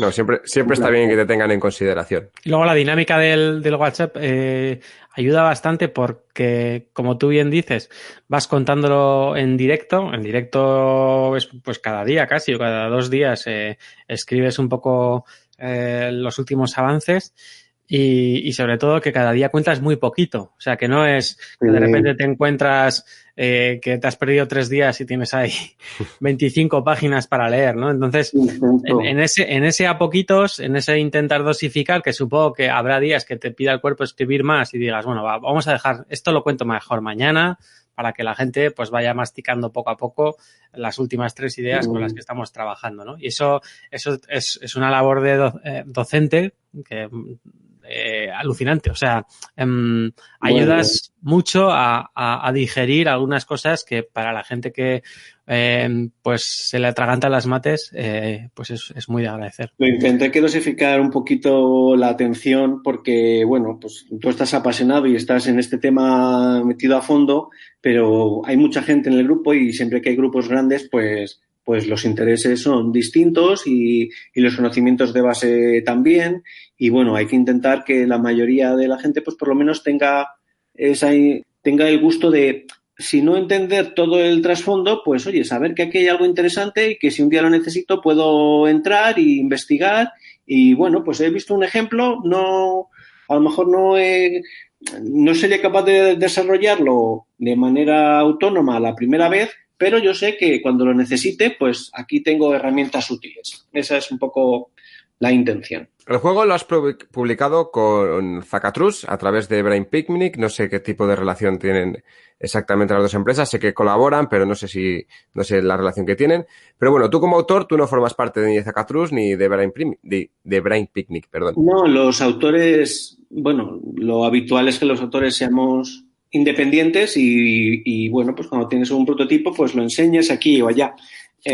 Con los años que llevo en el mundillo y conociendo a distintas personas, pues ya hay editores que son amigos y un poco, pues son a los primeros a los que les enseñas estas cosas, ¿no? El último juego que creo, Pablo, que tú estás en el grupo, sí. último prototipo que es Estimator, es un juego de hacer estimaciones, pues también hay muchos autores, hay editores, hay gente pues del mundillo, pues que tienen mucho conocimiento y ahí pues recibo iniciativas y es una manera de que algún autor pues pueda decir, oye, pues mira, ¿sabes que esto que has contado me interesa? Y bueno, pues también honestamente lo hago un poquito para dar a conocer los trabajos y o bien porque acudo yo o porque me buscan o lo tienen accesible o hablo de ello, pues me es fácil pues acceder a los editores porque ya digo que algunos pues son amigos ya, tenemos una relación. Sí, como ya nos has contado tu relación con Brain Picnic, imagino que bueno, que llegar a publicar el juego, tú no has tenido tampoco tanta implicación quizás luego con la empresa, ¿no? Una vez que tú ya has enseñado el juego, has enseñado el prototipo tal y como está, ¿ha sido directamente ya Brain Picnic o Zacatrus los que han tomado la decisión de diseño y demás? Pues lo que decía, Manu estuvo, el editor de Brain Picnic, que tiene algún tipo de acuerdo con Zacatrus para hacer ediciones conjuntas, pero no conozco los detalles y si los conociera, creo que debería ser Manu o Sergio de Zacatrus quienes explicaran estas cosas. Lo que yo sé es que bueno, pues ahora lo que edita Manu o lo que edita Brain Picnic lo coedita con Zacatrus y cada uno pues aporta lo que mejor sabe hacer. Manu es un editor excelente, Zacatrus tiene un músculo tremendo, es una distribuidora súper potente, tiene unas tiendas magníficas, en fin, que se junta ganar porque se han juntado pues dos gigantes, ¿no? Y entonces, ¿cuál es la relación? Pues la idea fue del propio editor, el desarrollo lo hicimos juntos, yo aportaba soluciones y el editor me iba orientando. Con la experiencia ya de los años de editar con distintas editoriales, pues me di cuenta que una de las claves del éxito de que el desarrollo sea correcto, sea provechoso para el juego, es que cada uno de los participantes reconozca cuál es su ámbito de decisión. Un producto que sale al mercado tiene decisiones de muchas personas. Y entonces, en ese equipo, muchos ojos pues pueden aportar y dar ideas y opinar, pero cada uno debe ser soberano o tiene la autoridad de tomar algunas decisiones que son de su ámbito. Como autor, tienes que tener claro que hay decisiones que no te corresponden a ti y tú puedes orientar, puedes opinar, puedes hacer propuestas, pero debes aceptar las decisiones que toma un editor. Por ejemplo, pues Traffic Jam es lo sencillo que es porque Manu así lo quiso. O sea, porque, bueno, había distintas soluciones. Pues vamos a poner autoestopistas y vamos a poner... Entonces me decía, pues mira, es que yo lo veo que nos lo estamos complicando y que esto no es así. Mira, el sistema de puntuación. Pues mira, el sistema de puntuación, pensé en un track donde las fichas, a medida que puntuaban, también se atascaban y no podías avanzar porque había atasco en el track. Y entonces, pues me decía Manu, pues mira, yo no lo veo, me parece más sencillo, pues que las cartas que se puntúan se retiren de la baraja y ya está. Pues perfecto. O sea, uno acepta que cada ámbito de decisiones pues le corresponde a uno tomarlas. Y entonces, si tú aceptas eso y respetas el ámbito de decisión de cada uno, pues todo va bien y el juego pues sale mejor. Así que, ¿qué decisiones que ha tomado el editor? Desde luego, y es su función, y la mía es proponerle alternativas y soluciones a lo que él quiere. Por otro lado, también, tu caso es un poco extraño, ¿no? Porque la mayoría de los autores, por lo general, hacemos nuestro juego por nuestra cuenta y no solemos contar con la ayuda de un editor que nos esté dando directrices desde el principio. Adrián, hasta ahora. Hasta ahora, sí. Ya verás cómo llegará, sí. Bueno, ya veremos lo que pasa. El juego ya está editado en castellano, ya está a la venta en España, no sé si en más países, pero tengo entendido que va a salir también una edición rusa, por lo menos. Eso es. La que está en España también está en inglés y efectivamente pues llegó a un acuerdo Zacatrus con un editor ruso y se ha hecho una edición rusa que creo que ahora mismo debe estar en la imprenta o algo así. Uh-huh. Hubo que adaptar el juego porque cada uno conoce su mercado y quisieron hacer una edición un poquito más sencilla. En España el número de jugadores son 8 porque Manu me pidió extender el juego porque le parecía que podía escalar. Entonces, pues sí hizo un trabajo fuerte para que el juego escale de manera razonable en número de jugadores, pero en Rusia, pues ellos conocen su mercado, la caja va a ser más pequeña y el precio va a ser menor y en lugar de contar con 100 cartas, va a contar con 75 y va a ser solo hasta 6 jugadores, porque así lo quiere y tal. Entonces, mi misión como autor es aportar soluciones. Si no tuviera el simulador que tengo, pues imagínate tú, o sea, tú coges mi juego y dices, voy a retirar 25 cartas así a ojo. Es que te lo cargas, o sea, es que sí. El balanceo es imposible. Entonces, gracias a tener una herramienta potente y poder hacer simulaciones, pues en una tarde, sin hacer ninguna prueba real del juego, pude hacer las simulaciones y encajar en una configuración del juego lo más parecida posible en proporciones, en riesgo, en puntuación a la edición española. Y bueno, pues encantado. O sea, que tu juego pues guste en otros países y se animen a lanzarlo y a editarlo, confíen en ti, pues es un gusto. No, y todo un reto porque al final el juego lo tienes en varios países, pero ya es como si fueran 2 juegos. Ya, el de 110 cartas y la versión reducida de 75. Sí, no sé pronunciarlo en ruso, pero sí. Bueno, siendo el arte... En lugar de una expansión, lo contrario de expansión, ¿qué sería? Porque has tenido una reducción del juego. Una reducción. un decantado del juego. Reducida, pues ya está. Ellos conocerán mejor su mercado, consideran que es mejor así. Bueno, de cara a hacer una versión de bolsillo o lo que sea, pues ya lo tienes hecho, ¿no? Sí. Bueno, no. La más de bolsillo, la que hemos jugado aquí. 3 jugadores, solo 2 opciones, ¿no? Sí, la más reducida esa, sí. Ahora, yo también voy a comentar que un poco raro esa cantidad de cartas, ¿no? ¿Cuántas eran? 75 has dicho, ¿no? Sí, En Rusia 75. todo hacen un poco raro. Me hice algunas propuestas por distintos tamaños de plancha, o sea, al final la imprenta es quien te condiciona estas cosas, ¿no? Sí. Con Manu, pues él me pedía aumentar el número de jugadores y me decía, y podemos llegar a 10 y podemos llegar a 12. Y yo decía, bueno, con las matemáticas, si mi ordenador lo soportara, podíamos hacer a lo mejor simulaciones, pero la mesa igual es difícil congeniar a 12 personas alrededor de una mesa. Bueno, esto lo contaba porque sí. ¿Por qué 75? Por motivos de plancha, pero en cualquier caso sí me propusieron. Mira, tengo distintas alternativas. Entonces, de las 75 cartas hay 3 que corresponden a representar en la mesa los 3 tramos horarios. De verdad que se quedan 72 y 72 es un número muy redondito, es muy divisible, divisible entre 3, divisible entre 4, entre 5 no, y entre 6 también. Entonces, según el número de jugadores, se produce la magia de que repartes las cartas y cuando has terminado de dar, el mazo se te agota de manera limpia y bueno, estas pequeñas cositas me preguntan, ¿por qué 72? Bueno, pues porque es muy divisible y es muy elegante y respeta esa premisa de la que hablábamos antes del proceso explosivo, que el mazo se cicla una sola vez para evitar estos problemas que decía antes de la bola de nieve. El juego, sí. Perfecto. Pues mira, sin tener en cuenta, si tú hubieras hecho el juego por tu cuenta, ¿vale? No tienes editor, no tienes diseñador, no tienes ilustrador, pero hubieras tenido todos los recursos que hubieras podido tener. ¿Qué habrías cambiado del juego? Eso es, eres millonario, puedes contratar a quien quieras, puedes hacer el juego como tú quieras. ¿Qué habrías cambiado del juego según está ahora? Pues mira. Haciéndolo todo a tu manera, claro. Venga, soy millonario, me pongo en esas. Si fuera millonario, diseñaría más juegos. Pero peor es porque tu dinero pagaría todo. Claro.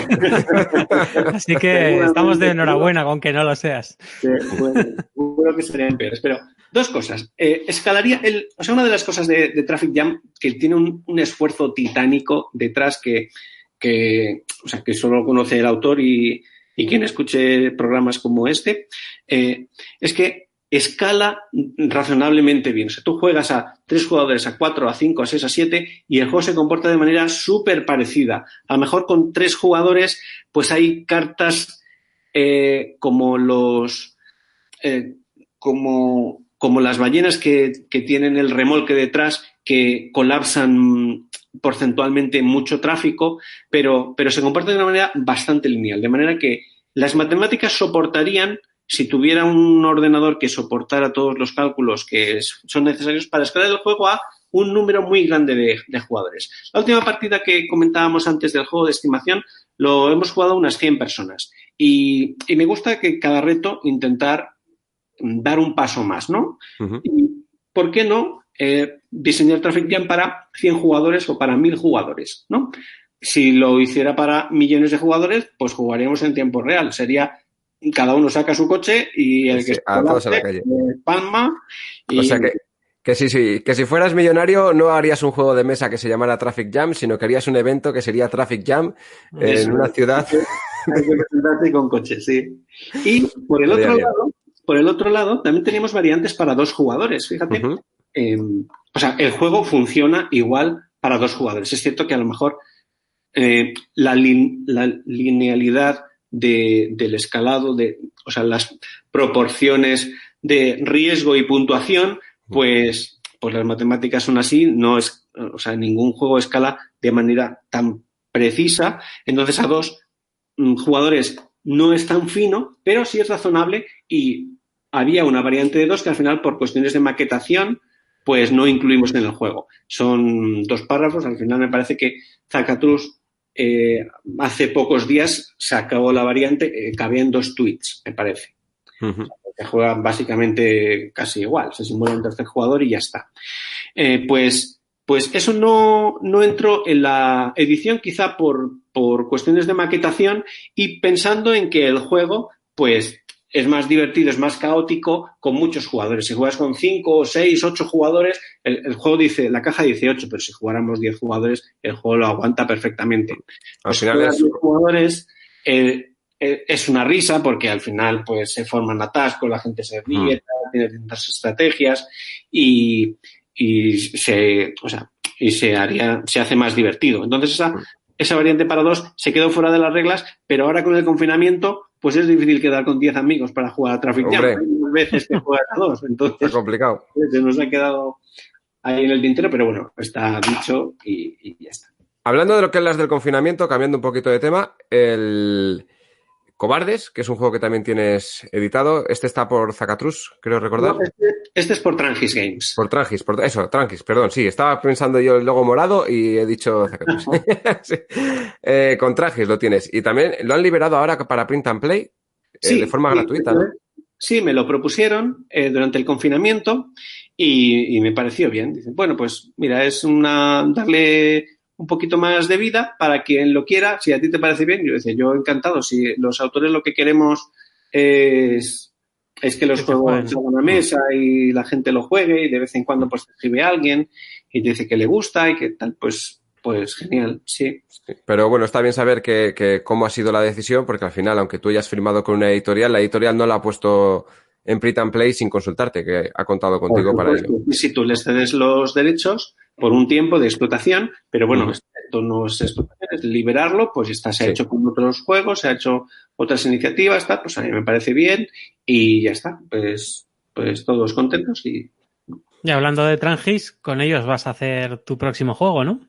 Sí, es un juego que lleva camino de... No llega a 3 años desde que lo apalabramos. Ha tardado un poquito más de la cuenta, pero este año por fin ya es el definitivo. Es un juego basado en penaltis, tandas de penaltis de fútbol. ¿Y se llama Penaltis Animal Cup? Exacto, Penaltis Animal Cup. Está ambientado en una final de partidos entre animales de la selva africana y animales del bosque americano. Entonces, las ilustraciones las está haciendo David GJ, que es un crack, es el del virus, el de Extinción también, es un fiera y un figura. Y está quedando súper chulo. Ayer comentaba Santi en una entrevista que la intención es terminar la edición este mes y mandarla a imprenta para que para que pueda salir después del verano. No sé si, bueno, más o menos será así o... La vuelta al cole tiramos unos penaltis, ¿no? Sí. Un producto que además ha dado muchas vueltas, pero vamos, que tengo muchas ganas de ver porque hay niños con los que yo he probado el prototipo cuando tenían 4 años y me preguntan año tras año, ¿y cuándo va a salir? ¿Y cuándo va a salir? Y ya tengo ganas de decirle, tómalo. Sí, este juego se podría decir que es un poco más infantil que el Traffic Jam. Bueno, mira, a mí me ocurre que a mí me gusta que las mecánicas de los juegos sean lo más sencillas posibles. Y me gusta así y me gusta que la complejidad esté en la configuración del juego, pero no trasladársela a los jugadores. Entonces, es un juego que es muy sencillo y que pueden jugar niños, pero que quien entiende el modelo que hay por detrás, pues lo puede disfrutar más. Eso ocurre en la mayoría de mis juegos, que lo pueden jugar niños, pero si lo juega un adulto con otro adulto, pues le encuentra más sentido a muchas cosas. Bueno, porque me gusta trabajar así es como me gustan los juegos y es lo que intento reflejar. También decías antes que te gusta que los juegos tengan un correlato, una relación estrecha con la vida real y este juego creo que parte de una investigación real, ¿no? Sobre tandas de penaltis. Sí, es un estudio maravilloso que, o sea, este juego fue leer un artículo y el juego ya estaba hecho. O sea, quizás ha sido de los que más rápido han salido porque llegaron a vamos, no sé cómo llegué a un artículo que contaba el estudio de Ignacio Palacios Huerta, que es un profesor que estudia temas económicos y entonces quería buscar un ámbito real en el que personas adultas tomaran decisiones conscientes, intentando maximizar su beneficio, siguiendo el teorema Minimax de la teoría de juegos. O sea, buscaba no hacer experimentos de laboratorio preguntando a la gente qué es lo que tú harías con la ficha roja, sino ver si encontraba una situación del mundo real muy sencillita donde la gente tome decisiones, pero no por quedar bien con el entrevistado de al lado, sino porque se está jugando algo importante. O sea, quiere encontrar en el mundo real decisiones de dos jugadores para comprobar si lo que predice teóricamente la teoría de juegos, que es lo ideal, lo tenemos interiorizado y lo jugamos realmente así. Y entonces, el modelo que encontró fue el del lanzamiento de penaltis de ligas profesionales. Estuvo 3 años estudiando o recogiendo registro de todos los penaltis lanzados en varias ligas europeas. Y entonces, pues anotaba, pues el portero ha decidido lanzarse a la derecha, el lanzador ha decidido lanzar el balón a la izquierda y el resultado es que ha entrado gol. Bueno, pues con cosas como esas, analizadas, ese fue el banco de datos del que hizo la investigación y llegó a la conclusión fascinante de que los jugadores de fútbol, que sabemos que no son expertos matemáticos, pero sí son grandes jugadores, o sea, es gente que toma decisiones y decisiones relevantes, si lanzarse a un lado, si disparar para arriba o disparar para abajo o lo que sea, pues encontró que las decisiones que tomaban los jugadores, tanto porteros como lanzadores, se ajustaban casi milimétricamente a lo que predice el teorema Minimax de la teoría de juegos. Así, resumiendo, no sé si sabéis que en los penaltis profesionales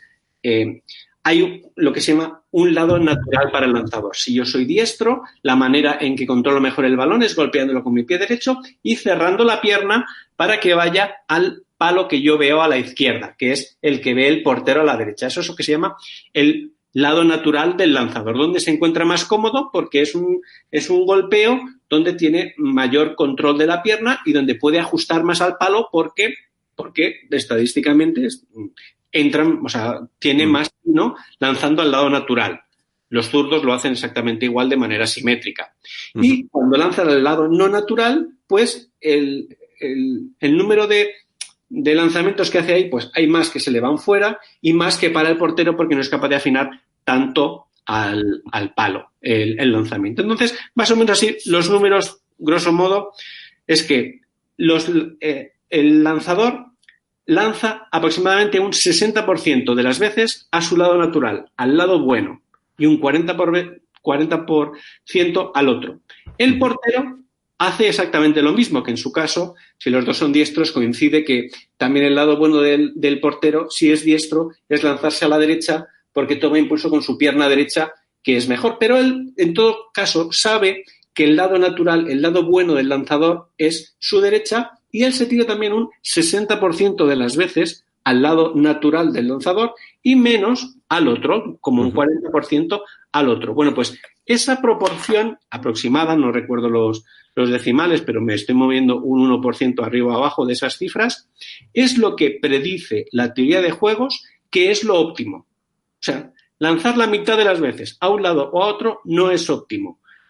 La mejor manera es lanzar de manera impredecible, si no lo tomaran de manera consciente o inconsciente y lo hiciéramos con un dado, pues lo tendríamos que hacer así, un dado de 10 caras, del 1 al 6 lanzo a mi lado natural, del 7 al 10 lanzo a mi lado no natural. O sea, lo que predice el teorema Minimax de cómo hay que jugar ese tipo de juegos, pues encuentra que la mente humana se ajusta perfectamente a ese óptimo. O sea, tenemos interiorizada la teoría de juegos. Nuestro cerebro está preparado para manejar este tipo de situaciones. Y eso lo demostró con el ejemplo de los penaltis de fútbol, porque es el experimento que encontró más sencillo, porque es una decisión binaria, tiro a la derecha, tiro a la izquierda, no es algo tan complejo como ¿qué hago con mi dinero si lo invierto en fondos de inversión donde intentar interpretar cada decisión de cada persona pues puede ser un mundo?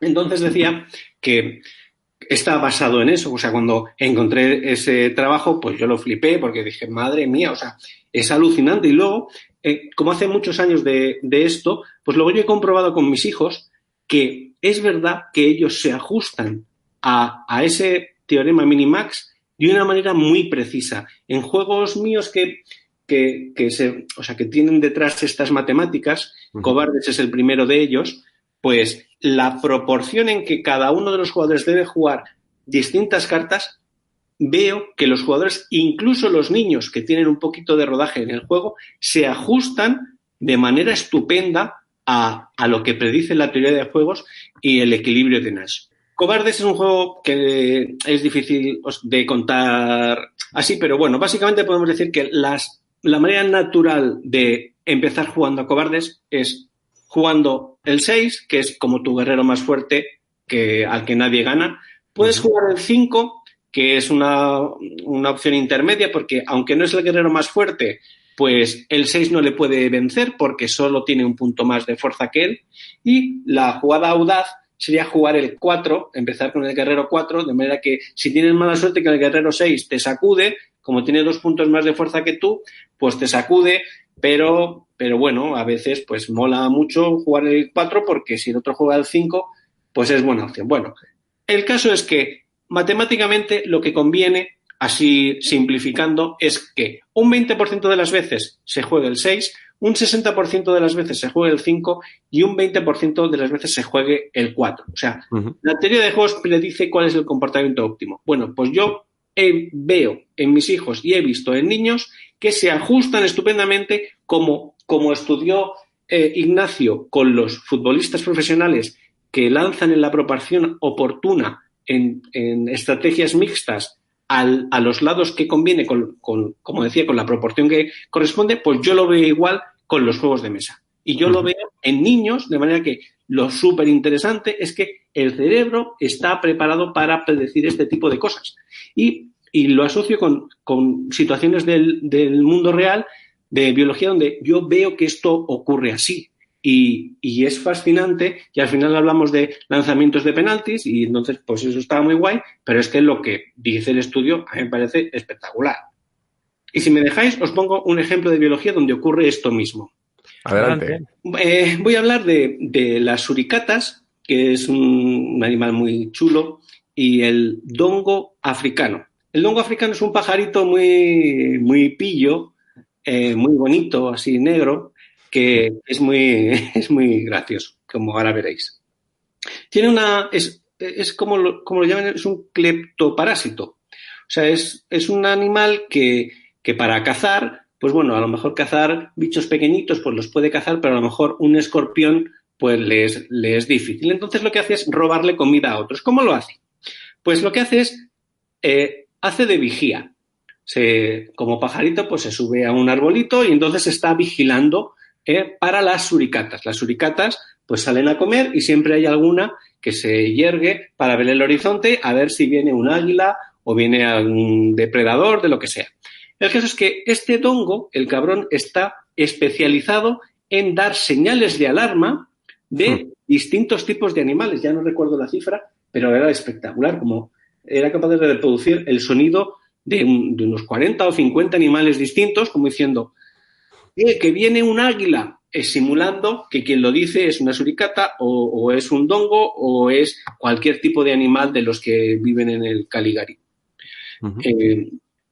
Entonces, lo que él hace es, en muchas ocasiones, avisa correctamente de que viene un depredador y las suricatas escapan, pero en otras ocasiones, cuando ve que acaban de cazar un escorpión, da una señal falsa de alarma, las suricatas salen corriendo y el cabrón baja y se come al bicho que han dejado los otros 100 pies o lo que sea, tal, algún bicho que lo ha dejado ahí. Bueno, pues estoy convencido de que la proporción de veces en que el dongo es buen vigilante o es un traidor se ajusta perfectamente al modelo de la suricata, donde tiene mucho que perder si no responde a una falsa alarma porque a lo mejor se confía y se lo acaban zampando a la suricata, viene un águila y se lo come.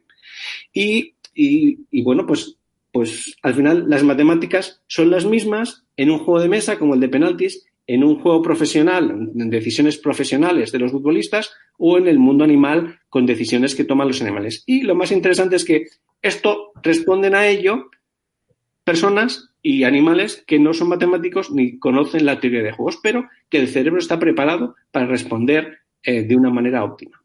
Claro, porque a los animales que no respondían de esa manera óptima sí que se los llevó el depredador. La selección natural hace su trabajo. Eso es. O sea que podría haber sido penaltis o podría haber sido la caza de la suricata. Pues hay prototipos ahí de por detrás, sí. ¿Cómo llegó? O sea, llegó a ser al final la temática de penaltis por el tema de que toda la información para este juego la sacaste de ese informe que nos hablaste. Sí. O sea, el juego no se ajusta de forma completa a la realidad porque también debe tener un poquito de juego. O sea, digamos que cada lanzamiento sí mantiene estas asimetrías, pero no respeta algo que era una de las conclusiones del estudio, y es que las decisiones son independientes unas de otras. Me refiero a que si un lanzador acaba de lanzar un penalti a la derecha, no tiene por qué en el siguiente partido condicionarle ese lanzamiento de la derecha. Podría repetir a la derecha. Pero sí, a largo plazo, las proporciones de los jugadores acaban ajustándose. Esos 1.400 y pico penaltis que analizó se ajustaban estupendamente a las proporciones que predecía el modelo.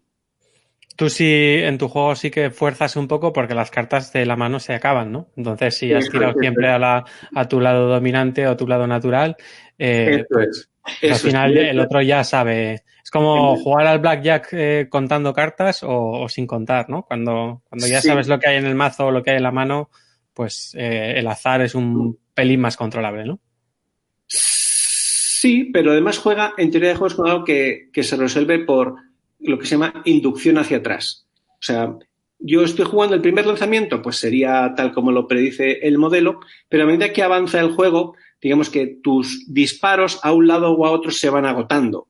De manera que tú estás diciendo, es que no voy a gastar ahora este lanzamiento que yo tengo a la derecha, porque entonces si se me agotan los de la derecha, el portero va a saber que ya no voy a lanzar, no puedo lanzar más a la derecha. Entonces, como él piensa que yo pienso, y entonces entramos ahí en ese juego de deducción, que es el que a mí tanto me gusta y está basada en estas matemáticas, y este modelo, este estudio, pues es especialmente relevante e interesante y recomiendo a todos analizar. Bueno, será una etapa que después de esto no levantáis el programa. Que va. No, pues súper interesante. A mí, de hecho... Yo creo que ha mantenido.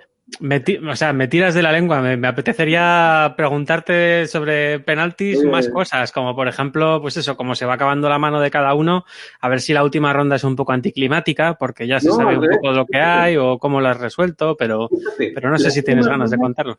Lo que acaba ocurriendo es que, aunque los lanzamientos sí son dependientes, en lo que se traduce es matemáticamente en algo que se parece a la presión que sienten los jugadores. He estudiado la estadística de los lanzamientos de penalti en la historia de los mundiales, y las matemáticas que hay detrás es que a medida que avanza la tanda de penaltis, la presión contra los jugadores, contra los lanzadores, no contra los porteros, sino los lanzadores fallan, lanzan peor sus lanzamientos y tiran más disparos fuera a medida que avanza la tanda de penaltis. Y también en función de cómo va el resultado. Si van por delante o van por detrás. Está todo analizado. Entonces, ocurre que con esta mecánica donde tú tienes unos lanzamientos que tienes que agotar o que se te van agotando a lo largo de la partida, hace que como cada vez tienes menos opciones, cada vez tienes menos probabilidad de marcar, porque el portero te tiene controlado qué puedes jugar y qué no. Y entonces se va traduciendo en que a medida que avanzas, la probabilidad de marcar es menor, igual que en el fútbol real. O sea que no respetando la independencia de cada lanzamiento, sí acabo reproduciendo pues algo parecido a la presión que sienten los jugadores. Al final, muchos de los juegos lo importante es las sensaciones que generas y no tanto copiar al 100% lo que realmente está pasando en el mundo en el que te basas, ¿no? Sino más bien la sensación y parece que lo has conseguido. Bueno, ahí veremos si gusta. Hombre, yo solo oigo cosas buenas y mucha gente esperando, no solamente el chaval ese de 4 años, sino mucha gente esperando a que salga ya el juego, porque además la temática ayuda bastante. O sea, has tenido un poco de ojo en ver que además de las mates y de todos los modelos que a ti te interesan y de todas estas decisiones tan interesantes, alguna tanda de penaltis siempre tiene su aquel, ¿no? Sí, a mí me parece fascinante, soy muy futbolero. Me gusta el fútbol como juego y podríamos hablar, he aprendido cosas del fútbol como juego que aplico a los juegos de mesa. Uh-huh. Y todo es interesante. Sería curioso también escuchar la descripción que hace el editor del juego, porque no se debe parecer en nada a todo esto. Hoy mismo me han dicho, pero bueno, ¿a qué le interesan las estadísticas del juego? Si la gente va a jugar y solo le interesa, levanto las manos, juego fenomenal. Bueno, pues le interesa al autor y no sé si a vosotros ya lo sé. Un montón. Un montón. Claro, yo creo que es la esencia del juego. La gente no lo verá, pero necesita que esté ahí. Pero me queda la satisfacción de que, aunque el niño no lo sepa, acabará lanzando más veces al lado natural. Y cuando juegue de portero, aunque no lo sepa, y seguramente el portero de fútbol, antes de este estudio nadie sabía nada, pero el portero se lanzaba un 60% de veces al lado natural del lanzador sin saber matemáticas. Eso es lo que me queda y esa satisfacción, pues yo espero verla en los jugadores y yo lo veía en juegos como Cobardes, que la gente se ajusta, o sea, los que ruedan el juego me dicen, no, es que lo que conviene es jugar el 5. Y claro, si tú supieras que es así, porque las matemáticas son las mismas para todos. Y por ir terminando, no sé si Adrián quiere contarte más cosas, pero por ir terminando, nos gustaría que pudieras dar algún consejo a alguien que esté empezando en el mundo de la creación de los juegos de mesa, en general, o sea, de lo que te apetezca. Si quieres de algo, un detalle, o si quieres algo más de visión de conjunto, lo que tú veas, algo que se pueda llevar de Paco Gómez en 5 minutos. Bueno, pues mira, un consejo es un podcast, no sé si lo conocéis, Laboratorio de Juegos. Es verdad, es una bendición. O sea, cuando yo descubrí esto hace ya 7 años, este mundillo... vale, el mundillo, el laboratorio de juegos no. Entonces no estabais, por eso iba a hablar que pues la información era menos, pero bueno, estaba y yo me aficioné y vamos, todavía escucho el podcast de Días de Juego de Paco Gómez, que para mí pues, fueron mis ojos y mis pies. Y me hablaba de jornadas y me hablaba, escuchaba a editores y autores que luego pues fui conociendo, pero en aquel momento pues me sirvió de mucho. En Ludo también pues vi mucha información. A lo que me refiero es que hoy hay una cantidad de recursos en la red que gente como tú, Adrián, que como tú hace un tiempo que tiene un prototipo en el cajón y no han salido al mundo exterior, pues a compartir este proceso creativo, pues hoy tienen un montón de herramientas. Vuestro podcast es admirable el enfoque y me parece especialmente indicado, o sea que se documenten en la red, pues hay 1000 recursos, pero vuestro podcast me parece de verdad pues de los más interesantes, no sé si salvando este capítulo. Este también, por supuesto. Este sobre todo. Pero... Encima que nos haces la rosca de esta manera tan descarada, no, pues genial. Cuando yo empecé, yo sigo aprendiendo todavía. Y bueno, pues vas acumulando conocimiento, experiencias y bueno, pues digamos que sobre todo para los que empiezan, este tipo de podcast es interesante. Y subiremos el nivel si no me vetan vuestros oyentes y queréis que sigamos hablando de matemáticas, pues aquí subiremos el nivel lo que queráis. Sí, por supuesto. Sí, vamos. Eso ya lo hablaremos después. Si os falla Inicia, me llamáis. Vale. A Inicia yo creo que no lo vamos a llamar si te tenemos a ti a tiro, porque nos gusta mucho más cómo lo cuentas y sobre todo, el otro día hablábamos así un poco informal, dice, nos ha pedido mucha gente... No, con él, sí, le decíamos, nos ha pedido mucha gente que metamos más caña en el podcast. Y, joder, tenemos a gente que son verdaderos expertos en esto y que cuando han dado charlas, pues han sacado ahí tablas importantes, dilemas complicados de resolver así de forma,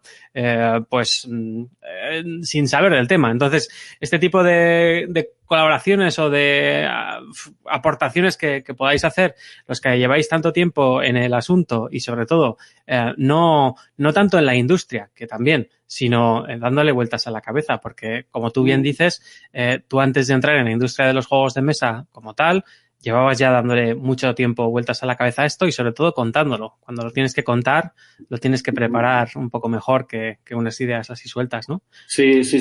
Y al final, si es provechoso para todos y es divertido, pues todos contentos. Por supuesto. Y esperemos que dure.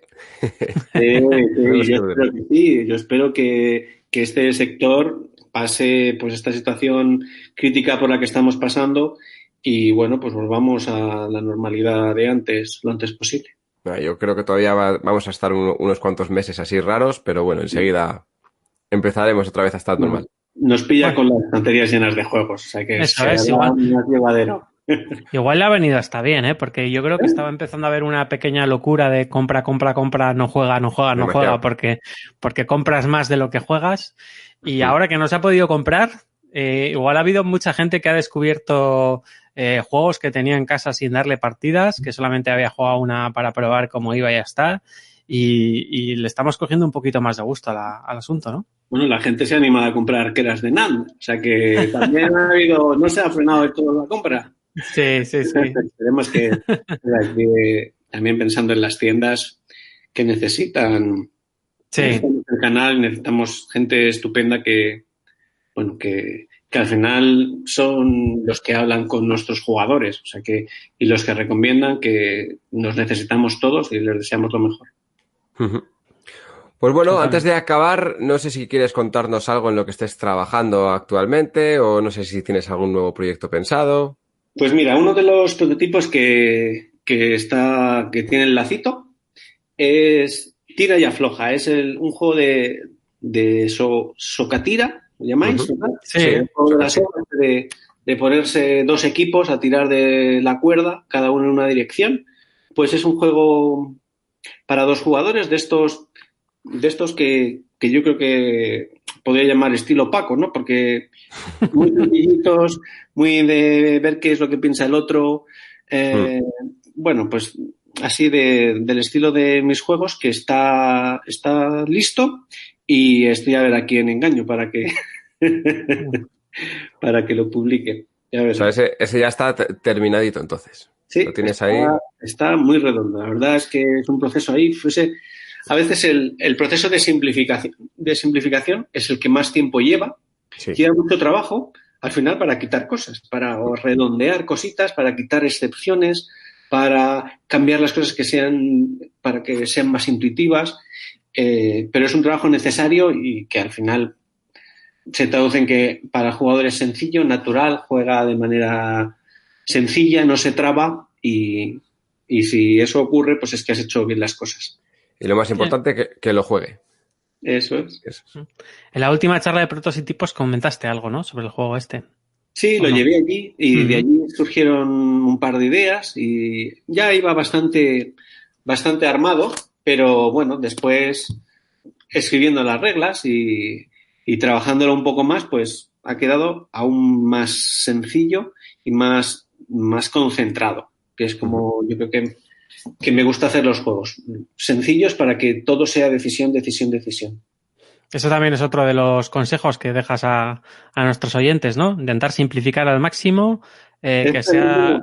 Pero desde luego en absoluto prescindible. Es necesario y redondea un juego. Si no está simplificado, se hace árido. Bueno, como me parece a mí. A modo de resumen también, empezar con pocos componentes te ayuda también a ese proceso de simplificación y también a la parte de producción que más adelante llegará y que bueno, que los editores y los productores estén tranquilos porque saben que funciona solo con cartas o que funciona con X cartas o lo que sea. También por el proceso mismo, porque cuando empiezas con poco acabas comprendiendo el proceso, puedes hacer esa intuición que tú decías de por qué se producen las cosas y una vez que ya entiendes por qué cuál es el espíritu de tu juego, qué es lo que funciona, cuál es el rudimento, pues luego ya vienen las matemáticas para ajustarlo todo más, de manera más fina. Pero al principio, si lo haces pequeño, te sirve para entender cuál es el esqueleto necesario para que el juego ruede.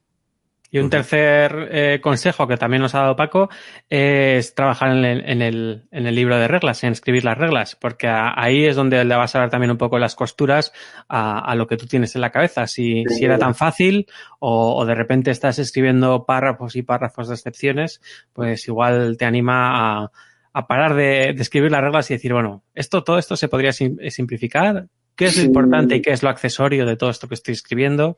Ese tipo de cosas nos ayudan un poco a decantar nuestros juegos y quedarnos con la esencia, ¿no? Sí, decantar. Me gusta mucho ese Voy a hacer yo también una pequeña aportación al hecho de simplificar las reglas, porque una cosa que yo me he dado cuenta a la hora de explicar las reglas es, claro, yo ya tengo mi canal secundario, mi canal de YouTube, en el que yo hago reseñas. Está muy bien que llames secundario al otro. Secundario. Ahora, sí, no, pero cuando esté en lo otro diré que es secundario esto. Vale.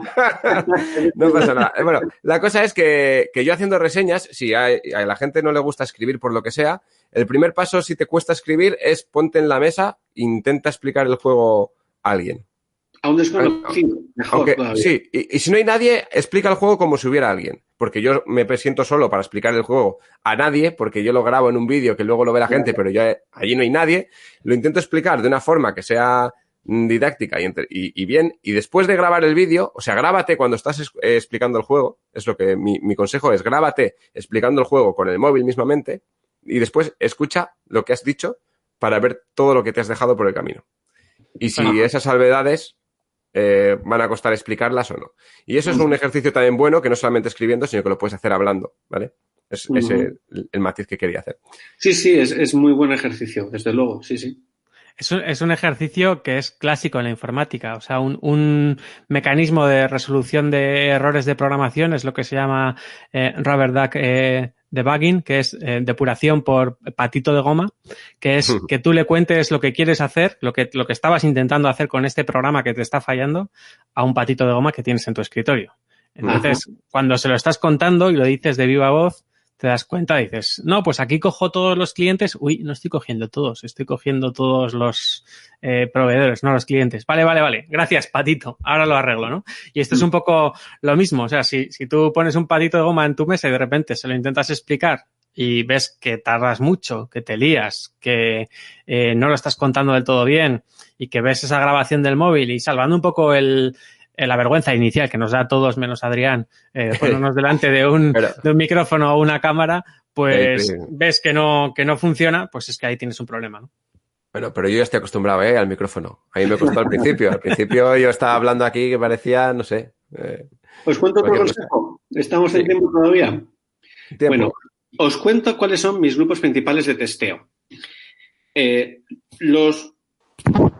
Parte de Ludo, de otros autores y otros editores con los que comparte sesiones de trabajo, mis dos grupos de juego son mis niños, entonces son niños y tienen una particularidad, y entonces tienes que adaptarte a ellos, y mi segundo grupo de juego son gente mayor, mis padres y mi suegra. Cuando yo cuento un juego a mis padres y a mi suegra, tengo que hacérselo comprensible y es un esfuerzo muy grande que te exige simplificar y limpiar y pulir y hacer todo intuitivo, de manera que mis juegos pasan esos dos filtros.